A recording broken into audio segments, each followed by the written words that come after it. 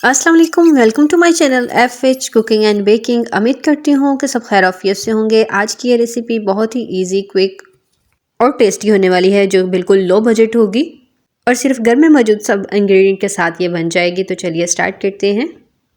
और उससे पहले अगर अभी तक आपने मेरे चैनल को सब्सक्राइब नहीं किया तो जल्दी से सब्सक्राइब कर दीजिए और साथ ही बेल आइकन को भी ज़रूर ऑन करें ताकि जितनी भी नई रेसिपीज़ होंगी वो सबसे पहले आप ही को मिले। तो चलिए रेसिपी स्टार्ट करते हैं। यहाँ पे मैंने होल चिकन लिया है हाफ़ kg, जिसको मैंने ऑलरेडी वॉश कर लिया था नमक और सिरका लगा के। और ये मेरे पास जो चिकन है वो बिल्कुल फ्रीज़ हुआ है, इसकी जगह आप फ्रेश चिकन भी यूज़ कर सकते हैं। उसके बाद मैंने यहाँ पे लिया है एक बर्तन और उसके अंदर मैंने ऐड कर दिए हैं 2 कप के करीब पानी और उसको हल्का सा मैंने गर्म कर लिया है। ये चिकन जो मैंने ऑलरेडी वॉश करके रखा था यहाँ पे जो फ्रीज़ हुआ है उसको मैंने ऐड कर दिया है पानी के अंदर। उसको यहाँ पे मैं 2 से 3 मिनट तक पका लूँगी। और उसके बाद मैं इसके अंदर ऐड कर रही हूँ 1 पिंच के फूड कलर, जो कि मैंने यहाँ पे येलो लिया है, जर्दा कलर भी इसे बोला जाता है। तो यहाँ पे मैंने 1 पिंच के करीब इसके अंदर ऐड कर दिया है, जिससे ये होगा कि हमारा जो चिकन का कलर है वो बहुत ही अच्छा आएगा जब हम इसके पकोड़े बनाएंगे। तो उसके बाद मैं यहाँ पे स्पून की मदद से इसको अच्छे से अलहदा कर लूँगी ताकि जितना भी हमारे पास फ्रीज चिकन है उसकी जो हमारे पास पीसीस है चिकन के वो अलहदा हो जाए। यहाँ पे आप जो चिकन है बोनलेस भी ले सकते हैं। तो यहाँ पे जो हमारे पास जो पकोड़े होते हैं वो होल चिकन के बहुत ही ज़्यादा टेस्टी होते हैं, बहुत ही ज़्यादा अच्छे बन जाते हैं। तो इस वजह से यहाँ पे मैंने होल चिकन यूज़ किया है।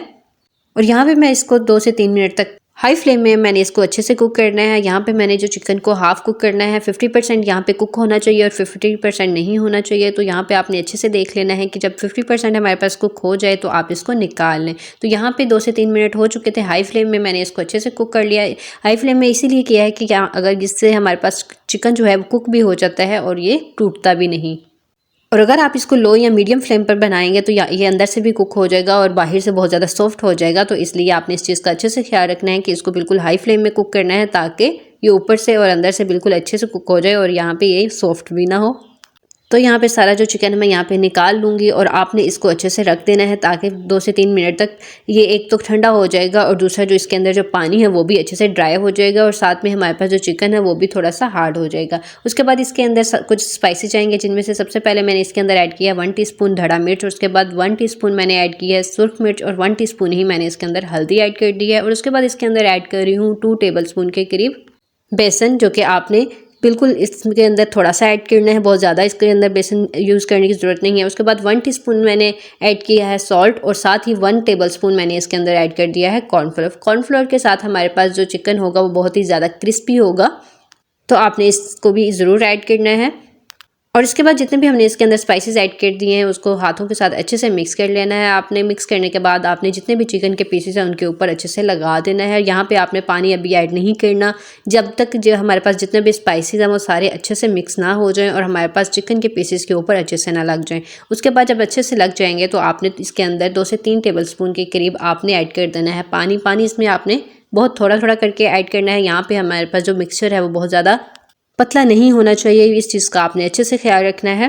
करके आपने बिल्कुल थोड़ा थोड़ा करके आपने इसमें पानी ऐड करना है और इसके अंदर जितना भी हमारे पास मिक्सचर होगा वो चिकन के पीसेस के ऊपर लगा देना है। उसके बाद बिल्कुल एंड पे मैं इसके अंदर ऐड कर रही हूँ 1 टेबल स्पून के करीब साबुत ज़ीरा और साबुत धनिया। उसको आपने हाथों पे लेकर अच्छे से मसल लेना। इससे हमारे पास जितनी भी इसकी फ्रेगनेंस होती है, जितनी भी खुशबू होती है वो बहुत ही ज़्यादा अच्छी आती है। इसको आपने बिल्कुल एंड पे लगाना है ताकि हमारे पास जो चिकन के पीसीस के ऊपर हमारे पास जो धनिया है और ज़ीरा है जो अच्छे से चिपक जाए। यहाँ पे हमारे पास जो मिक्सचर है वो चिकन के पीसीस के ऊपर अच्छे से लग चुका है और बिल्कुल लास्ट पे मैंने इसके अंदर ऐड कर दिया है साबुत धनिया और ज़ीरा। साबुत धनिया और ज़ीरे से हमारे पास जो चिकन के एक तो बहुत ज़्यादा खूबसूरती आ जाती है पीसेस के ऊपर, सेकंड हमारे पास इसकी जो फ्रेगनेंस है और इसका जो टेस्ट है बहुत ज़्यादा इन्हांस होकर आ जाता है। उसके बाद यहाँ पे मैंने पैन के अंदर 2 कप के करीब कुकिंग ऑयल ऐड कर दिया और उसके बाद एक एक करके सारे चिकन के पीसेस इसके अंदर मैंने ऐड कर दिए हैं। और यहाँ पे आपने जो फ्लेम है बिल्कुल मीडियम रखना है, बहुत ज़्यादा लो बहुत ज़्यादा हाई फ्लेम आपने नहीं करनी ताकि हमारे पास जो चिकन है उसके ऊपर से हमारे पास जो जितना भी हमने पकोड़े का मिक्सचर लगाया है वो अच्छे से पक जाए और अंदर से हमारे पास हाफ़ जो है ऑलरेडी कुक हो चुका है। तो हाफ़ जो है आपने मीडियम फ्लेम के अंदर इसको अच्छे से कुक कर लेना है। यहाँ पे आप देख सकते हैं हमारे पास पकोड़ों का कलर बहुत ही ज़्यादा अच्छा आ रहा है और इसके अंदर जो हमने जर्दा कलर ऐड किया था उसकी वजह से हमारे पास ऑलरेडी चिकन का कलर जो है थोड़ा सा येलो हो चुका था। तो इसलिए आपने इन सब चीज़ों को ज़रूर फॉलो करना है। एक एक जो इसके अंदर हमारे पास टिप्स और ट्रिक्स होती हैं इनको ज़रूर फॉलो किया करें।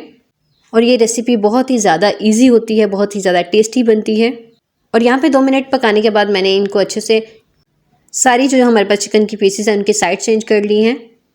और जब भी आपको लगता है कि आपको कोई नई चीज़ सीखने को मिली है तो दूसरों के साथ ज़रूर शेयर किया करो और अपना फीडबैक भी ज़रूर दिया करें, क्योंकि आपका फीडबैक हमारे लिए बहुत ही ज़रूरी होता है।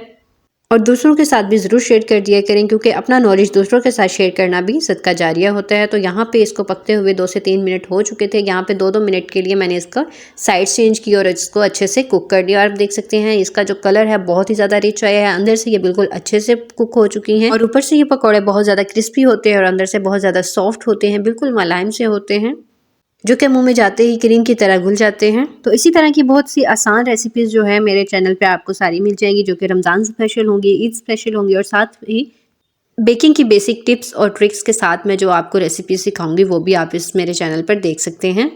तो जल्दी से मेरे चैनल को सब्सक्राइब कर दीजिए और साथ ही बेल आइकन को भी ज़रूर ऑन कर दीजिए, ताकि सारी वीडियोज़ जो हैं वो सबसे पहले आप ही को मिले।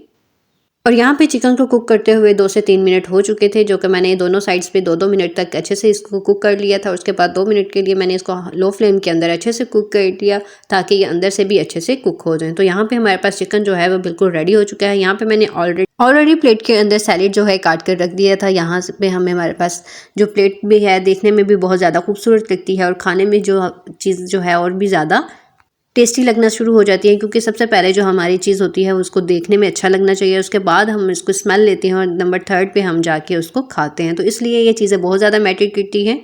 तो दस्तरखान पे जब इस तरह का प्लेटर पड़ा होगा तो ये बहुत ही ज़्यादा खूबसूरत लगता है, बहुत ज़्यादा अट्रैक्टिव होता है, जिससे हमारे पास दस्तरखान की शान बढ़ जाती है और घर में आपकी आन।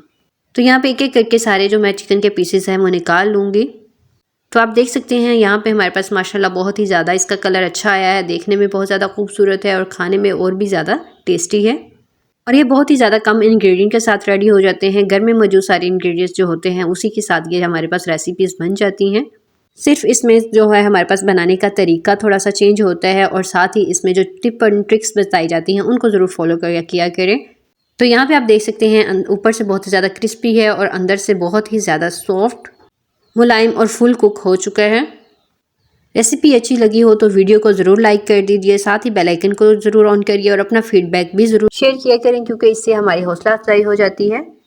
रेसिपी ट्राई करने के बाद दुआ में ज़रूर याद रखिए। और इसको हम किसी भी सॉस के साथ खा सकते हैं, आप इसको चटनी के साथ, चपाती के साथ भी ले सकते हैं। वीडियो अच्छी लगी हो तो लाइक, सब्सक्राइब और शेयर करना मत भूलिए। Thank you.